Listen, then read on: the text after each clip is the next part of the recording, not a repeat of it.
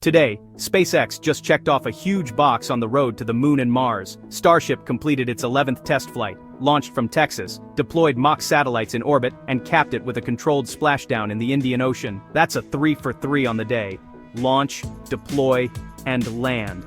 Let's break it down. I'm keeping this quick and clean so you have the facts fast. Here's the hook. This flight wasn't just about going up and coming back, it was about doing useful work in space and proving you can safely return a giant spacecraft after. From SpaceX's Starbase in South Texas, Starship lifted off on a pillar of flame, clearing the pad and hitting the early milestones on schedule.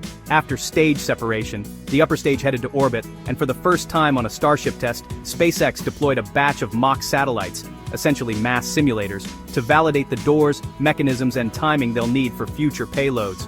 That matters, because deploying satellites accurately is a core business, and for NASA, it's practice for delivering cargo, think landers, habitats, and gear, on deep space missions. Once deployment was done, Starship targeted a controlled re-entry and splashdown in the Indian Ocean. The team's goal: survive the hottest parts of re-entry, stay stable, and hit the zone. Check, check, and check.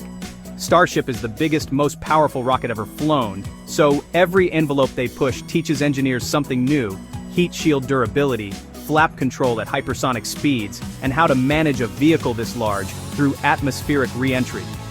The Indian Ocean splashdown is part of a phased approach.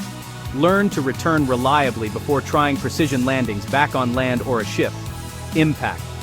For NASA's Artemis program, this is a legit step forward.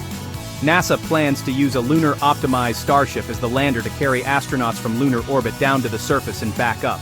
To pull that off, SpaceX has to string together a bunch of complex ops, multiple refueling flights in Earth orbit, a lunar transit, landing, and return. Today's demo shows progress on key pieces: on-orbit operations and re-entry confidence. For Mars, think even bigger.